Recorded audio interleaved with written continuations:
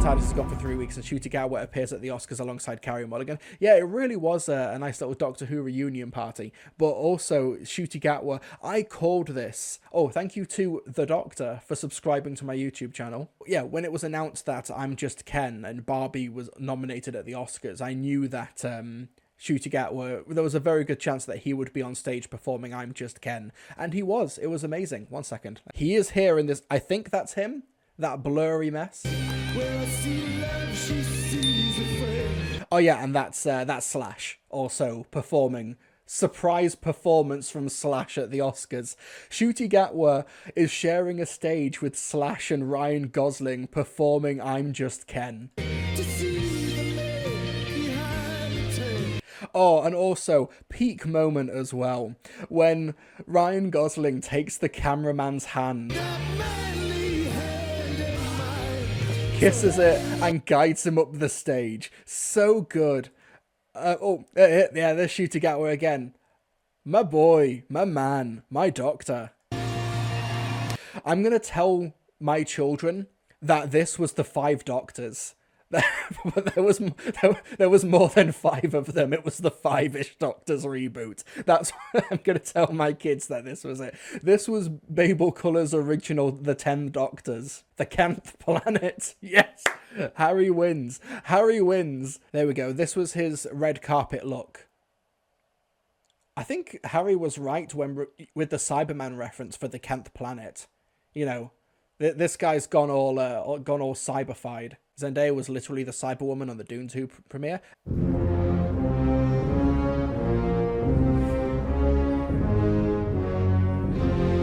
There we go. While fans were waiting with bated breath for any sort of Doctor Who news, it turns out that there are some movements happening within the BBC press office and BBC studios to make the process of marketing and promotion a little bit easier, a little bit less labour intensive. We have this tweet from the Cyberdevil, Matthew Purchase. According to the BBC press office, they are going to be using generative AI to, quote, increase experimentation and improve Doctor Who promotion. This link now takes you to a dead page, 404, not found, but you do have the Wayback Machine, so we can actually see what the original article that this links to is talking about. Experimentation is at the heart of how we approach marketing at the BBC, testing and learning on how we let audiences know what BBC content is most relevant to them, and we know they might love underpins. Did an AI write that, or am I just reading that completely incorrectly? Underpins our digital marketing strategy. However, experimentation in marketing typically requires more time spent on the creative work to make extra assets. Generative AI offers a great opportunity to speed up making the extra assets to get more experiments live for more content than we are trying to provide. We're going to take it one step at a time, starting simple and learning as we go. We have chosen to start with Doctor Who, as it is a joint content priority for both BBC Public Service UK and BBC Studios marketing teams. There's a rich variety of content in the Whoniverse collection on iPlayer to test and learn with, and Doctor Who thematically lends itself to AI, which is a bonus. If you mean thematically lends itself to AI, you mean that it's a show that's consistently about the destruction and the dismantling of systems and of the dehumanization. You know, that is something that we should be fighting against, but a technically correct sentence. Technically correct. The best kind of correct. Basically, they're hoping to use generative AI, things like, ChatGPT, etc., and also, theft and stolen artwork, which is essentially what generative AI is. Generative AI, by its very nature, can't create things originally. It has to work from a base plate. It has to work from, a foundation, sources and such. So that means it essentially ends up stealing the best bits or just random bits from other creatives. And we also have the first example of this, which was the Doctor Who newsletter, which went out on March 7th. We have a little disclaimer here at the bottom. As part of a pilot to improve the effectiveness of our communication, some of this email may have been written with the assistance of AI, and in parentheses, and reviewed by our team. So, what did the AI generation give us for this? What do you need to time travel? From Mavity-defying gloves to an all-new sonic screwdriver, here's everything we know about the new the new Doctor's arsenal of gadgets. Love the glove. Let's go behind the show, enter the library, take this quiz. There's some BBC promotion. For some reason, this doesn't have all of the text. I think I will not blame AI for this, but I will, blame the view this newsletter as a web page thing. A more fashion-forward Time Lord. This was about Pam Down's interview in Doctor Who magazine. Meet the characters. Like, wow, good luck, Ruby, adventure awaits, spice up your life, etc. Honestly, why did this need, AI integration? Why couldn't a person have just written this? Genuine question, because surely having an AI generate something and then having somebody overlook it and then correct it and then make sure that it's, doing something in the newsletter that you want people to click on, people who are already predisposed to clicking on the stuff anyway, because they are, of course, surprised for the, subscribed to the newsletter. I don't understand why it needs this approach. Honestly, it just seems a little bit reductive, because you're going to need somebody to overlook the AI anyway. So why don't you just have that person who you already know is in charge of releasing the newsletter and making sure it's got stuff in it that they want? Why don't you just have them write the newsletter in the first place? It just seems like it seems like a dumb approach, particularly for something like a Doctor Who newsletter. How many ways can an AI express something like, oh, click this link, we're going to talk about something, you just have somebody do that. It just seems like AI is just being used for the sake of AI, but also it's a newsletter. Only one person technically maybe needs to oversee its distribution.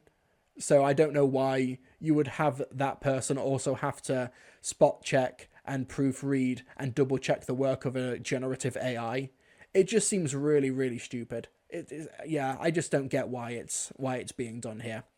But I will say the idea of using Doctor Who of all shows as the vessel for the marketing for as the launch tool for BBC Studios using generative AI, without any sort of more specifics into what is the generative AI going to be used for? Is it going to be, because when it comes to AI and automation and stuff, to find patterns and such, that's absolutely fine. For example, obviously I'm not going to compare the marketing of a TV show to major medical breakthrough. I'm not going to try and combine the two, but just follow me here. For example, when it comes to the use of AI in things like medicine and treatments and stuff, it's able to analyze thousands and thousands of images, for example maybe brain scans and stuff, and is able to detect the early patterns for things like brain cancer or some other neurological issues. And then people have to go obviously AI has a function there, but if you just say generative AI and give no context or give no application as to how it's being used for the marketing of a creative endeavor, for a TV show in this case, or from a creative institution like BBC Studios, it honestly just reads as cynical buzzwords. And it's just a bit frustrating. So to make sure our audiences know when and where we're using generative AI, we're taking a layered approach to transparency. So but this isn't really transparent, because it's just saying part of this email newsletter has been written by AI. But what was written by AI? Was it them finding links? Was it them searching stories that people click on? So that's what we put in the newsletter. Yeah, I don't know. AI is great for spell checking and proofreading.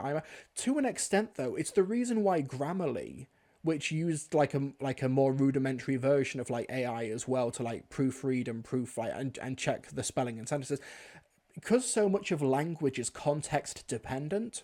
It means that Grammarly, in the end, wasn't a very useful tool, and a lot of the most ardent writers who know the most about the English language, but if they were using Grammarly in the English language, they were able to spot all of the mistakes that Grammarly was making. It still has limitations there, because things like language and creativity are so malleable and so multifaceted. It just seems like cynical buzzwords. I wouldn't be surprised if this is just somebody at the top, one of the big wigs at BBC Studios, going, AI, that will help us. It's kind of I know I lauded one of the benefits of AI for medical screenings earlier, but it's Wes Streeting, who was the Shadow Health Secretary in the UK right now. He's been doing interviews saying we're going to use AI to cut down waiting lists, and that's just the end of the sentence. It's they just see it as a magic button that will solve all of the problems, because they don't actually know how it's applied, they don't know what they want to use it for, and they don't know what work they want to supplement it with. It's just a big red button buzzword. So it wouldn't surprise me if somebody from the top was like, okay, let's just use AI, and then the people working in the mines, so to speak, the creative minds, they were the ones who have been forced to apply it, but they don't really know how to. I will say, on the morning of March 8th, the day after all of this broke down, I woke up to some very angry correspondence from people who I communicate with, who are close to the production, who I will not name or specify. But they were not happy with this. The idea that the BBC Studios, which is the commercial arm of the BBC, is starting to try and embrace ways which are antithetical to the creative process, and are ultimately, at the end of the day, being used by the bigwigs and the creatives to get rid of those same people, those same creatives, and to try and automate the process of creation, which is one reason with the big SAG-AFTRA strikes that happened last summer. AI was a big part of that, making sure that there's job security from AI, and they do not want scripts to be just AI generated and then touched up by writers, because that's just antithetical to the creative process, and it also means that it would just decimate the industry in terms of screenwriters. I'm not happy with this, obviously, and like I said, the people who emailed me on the morning of March 8th involved with the production were also really, really not happy with this. So David Houston, head of media inventory digital, leading the Gen AI pilot.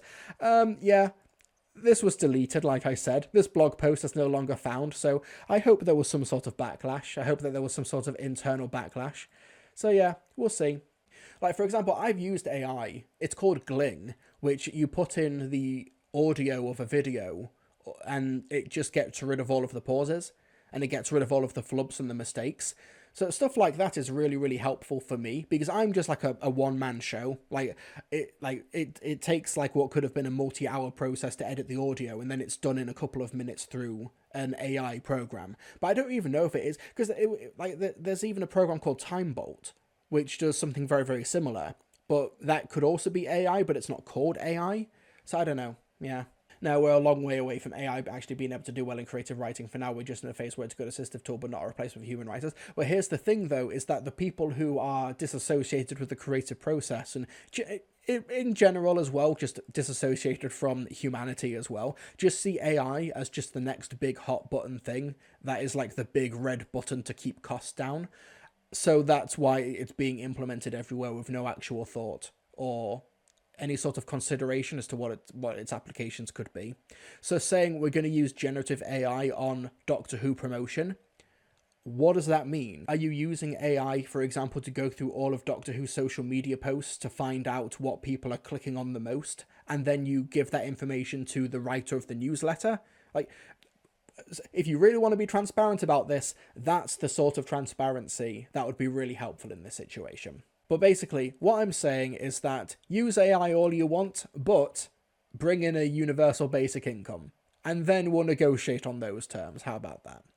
Anyway, speaking of creativity, Doctor Who was actually nominated at the BAFTAs, or the upcoming BAFTAs, the 2024 BAFTAs, because we have the wonderfully named the P&O Cruises Memorable Moment Award, which is voted on by the audience. Fancy getting dressed up and walking on the red carpet? You can also win one of 100 pairs of tickets to the BAFTA Television Awards ceremony with P&O Cruises at the Royal Festival Hall in London, the 12th of May. We have the nominees for the most memorable TV moments of 2023 at the 2024 BAFTAs. We've got the Beckham Netflix documentary where David Beckham teases Victoria Beckham about her, quote, working class upbringing. We've got Doctor Who Ncuti Gatwa being revealed as the 15th Doctor. It's the bi-generation scene from The Giggle.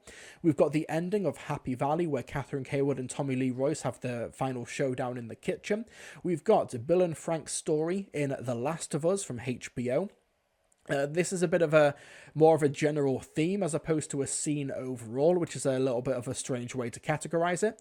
But we also have The Piano, which is a documentary done from Channel 4, where Channel 4 put a piano in the middle of a train station, and a young neurodivergent girl called Lucy, 13 years old, played Chopin's Nocturne Opus 9 in the train station on the piano while a stunned audience watched. And we've got Succession, spoilers, Logan Roy's death. Which is the phone conversations that happens with Logan Roy's children while they hear news of his death on a private jet in a bathroom there, and they're trying to communicate to his dad while they do CPR. So, a good set of nominees. I like the variety here. We've got 2 American dramas, both of which are from HBO. We've got 2 high-end BBC dramas here as well, with Doctor Who and Happy Valley, and we've got 2 documentaries as well. We've got The Piano and we've got Beckham as well. So it's a nice eclectic selection of nominees here. I will say though, outside of the Happy Valley nomination, because honestly I think that the last series of Happy Valley, particularly the last 2 episodes, really dropped the ball on that series. It really did sputter to a conclusion. So while Sarah Lancashire and James Norton gave an incredible performance in that scene, in that season overall though, I do think that the finale really dropped the ball there. So yeah, I think The Piano and Beckham is mainly just a really fun viral clip where Victoria is like, oh, we had a working class upbringing, and Beckham just like pokes his head out the door where they're doing the interview and is like, oh, tell them what car your dad drove. Go on, tell them. And she relents eventually and says it was a Rolls Royce. So yeah, but like with the exception of the Happy Valley one, I actually think that this Doctor Who nomination is the weakest of the nominees. Like, because this is just like, of course I wasn't a big fan of the bi-generation, but it is just kind of a, like, oh, history is being made. It's a big continuity moment. It's the passing of the torch regeneration moment between David Tennant again and Ncuti Gatwa. It kind of just feels like this is the obligation nomination because it's a big Doctor Who moment. If we're looking for actual, like, best TV moments of the year, things like Succession, like The Last of Us, like The Piano, these are the 3 main ones, I think. In terms of like other documentary moments that were big last year, not many like kind of come to mind really. So yeah, for these 3, The Piano, Succession, and The Last of Us, these are the main big 3. Jack Alexander says, I said it on Twitter, if Doctor Who wins, I'll do a video of me eating a Target novelization of The Giggle. Oh, let's see how that pans out. I will say though, Doctor Who fans are very vocal when it comes to their social media voting. So this is a public vote. Doctor Who, The Giggle bi-generation will not be getting my vote, but yeah, you know, it's still glad that it's here. Still happy that it's here. Because Rusty Davis did something shocking, but that doesn't make it great TV. Yeah, Paul, I completely agree. Yeah, it's just a big like shock spectacle moment, but there's not really an awful lot to it. To be honest, Spice Up Your Life should have been there instead of the bi-generation. Possibly, but I still think that the Toymaker should have sung it instead of lip-syncing it. I don't even think that the bi-generation is even the best moment in the 2023 specials. If we're counting the Christmas special as well, which was released last year, it's either the piercing of the Goblin King on the church spire, which was so metal, or it's the My Arms Are Too Long from Wild Blue Yonder. Obviously, those aren't the big spectacle, attention-grabbing moments for a category like this. So if any moment was going to be nominated for this BAFTA Audience Memorable Moment Award, it would have been this. But yeah, true fans will appreciate Wild Blue Yonder. To be honest, the villains never actually sing in Doctor Who. Oh no, what about the Daleks? We are the Daleks and this is our song. I forget what that's from. I don't think it's from Evil of the Daleks. I think it's from something else. Yeah, Jubilee, the singing Daleks. This animation from Owen DWF. Who are you? Greetings, we are the Daleks. Would you like to hear our song? You are not the Daleks. Who are you? Answer. We are the Daleks, and this is our song. We are very naughty and we like to do wrong. Exterminate! So yeah, if these Daleks can sing in a Rob Shearman Big Finish script no less, then Neil Patrick Harris can sing Spice Up Your Life, crying out loud, the stuff that we've been denied as a fandom. Please stop, I hate this so much. It's Jubilee! Come on, you've got to love Jubilee. So good. Also, speaking of Ncuti Gatwa being an absolute boss, we did get some news as well last week that Titan Comics is going to be doing a new run of Doctor Who comics featuring Ncuti Gatwa as the 15th Doctor. This article from IGN. There's a new Doctor on call. He's about to star in his own comic book series. Titan Comics has announced Doctor Who, the 15th Doctor, a new ongoing series featuring the further adventures of Ncuti Gatwa's new version of the Doctor. Doctor Who, the 15th Doctor, is written by Dan Watters, who did Loki. IGN can exclusively reveal the art team on the new series, which includes Kelsey Ramsey from Dark Space's Good Deeds and colorist Valentina Bianconi from The Exiled. These names mean nothing to me because I don't follow comic books, but I'm very happy for them.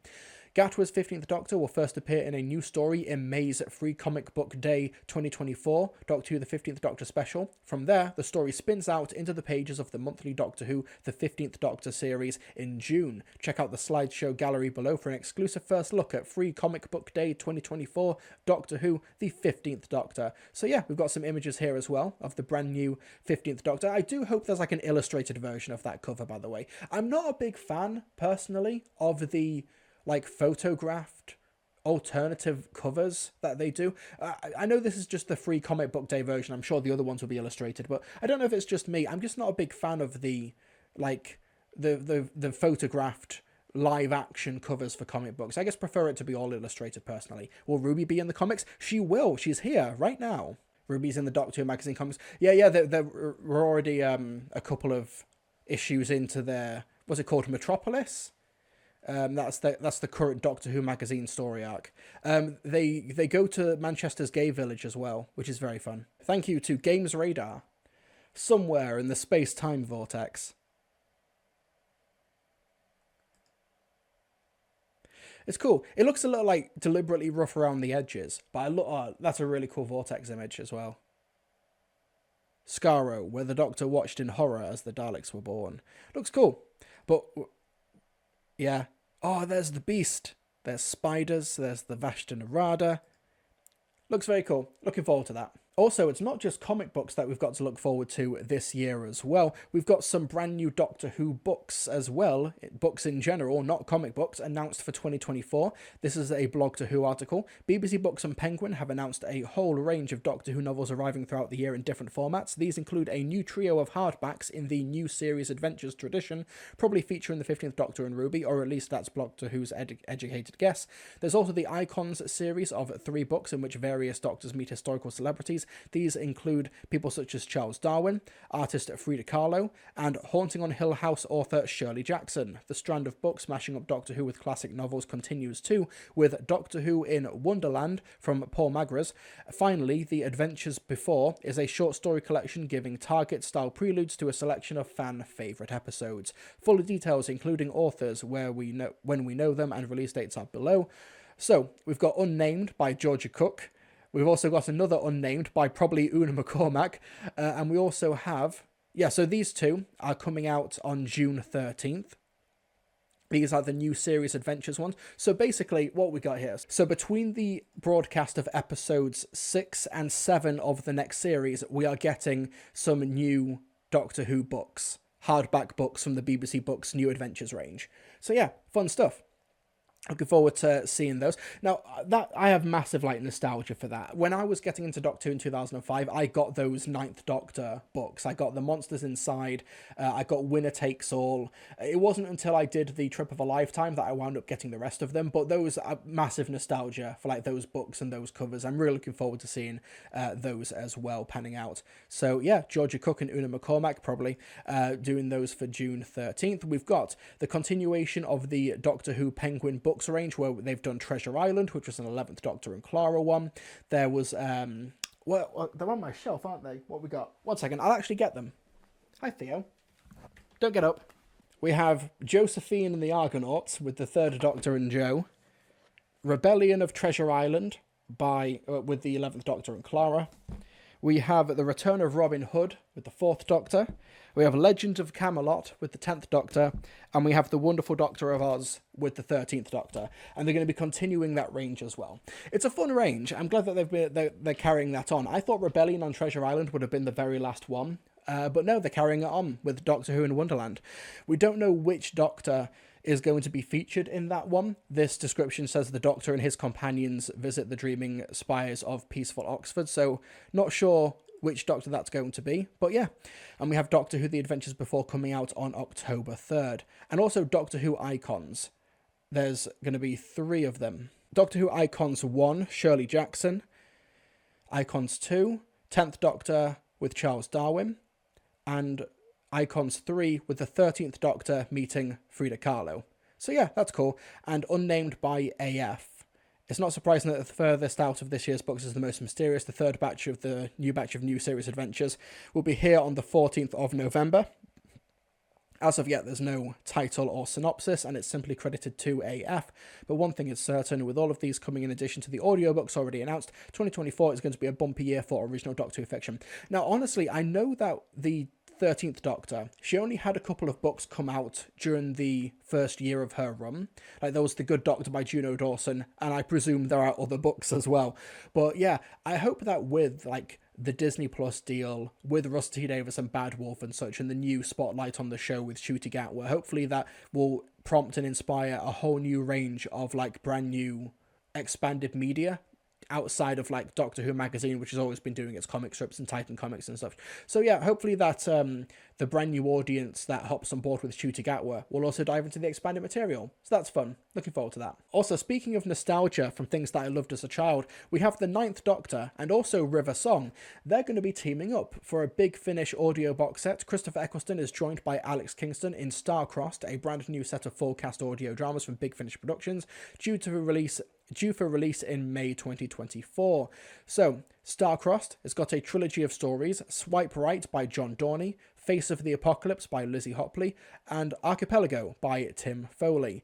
Alex Kingston and Christopher Eccleston are going to be reprising their roles as River Song and the Ninth Doctor respectively, and it'll be interesting to see how this pans out. Now, obviously, I think that this Ninth Doctor range was always going to be heading in this direction, where they're going to be, like, pairing up the Ninth Doctor adventures with the Diary of River Song box sets, which honestly, if you look from the outside, that looks stupid and ridiculous, but the Diary of River Song stories have genuinely been a massive highlight of the Big Finish, like, ranges over the past couple of years, since I started properly reviewing them.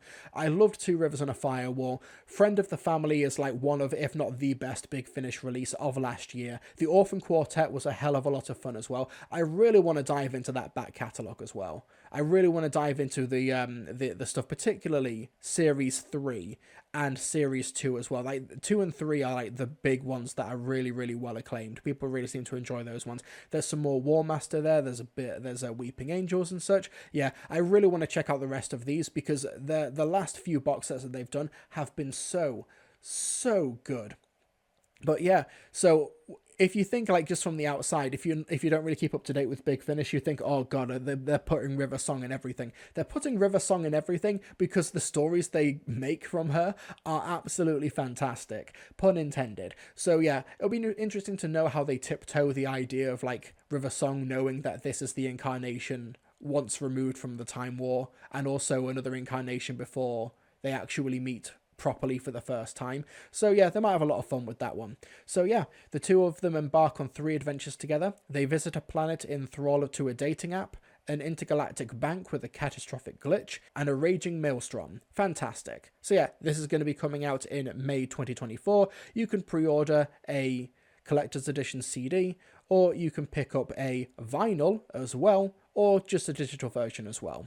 So we also have, coming from Big Finish, we got some details of this final installment of the Sontarans vs. Rutons story, In Name Only by John Dorney, featuring Jonathan Carley as the War Doctor.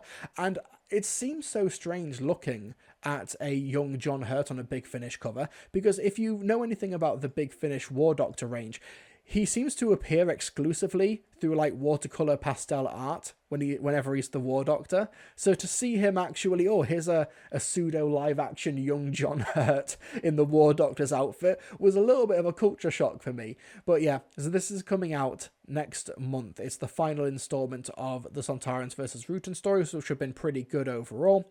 In name only, we got the Sontarans played by Dan Starkey, Christopher Ryan, and John Banks. Yeah. This is written by John Dorney. Looking forward to this. This comes out next month.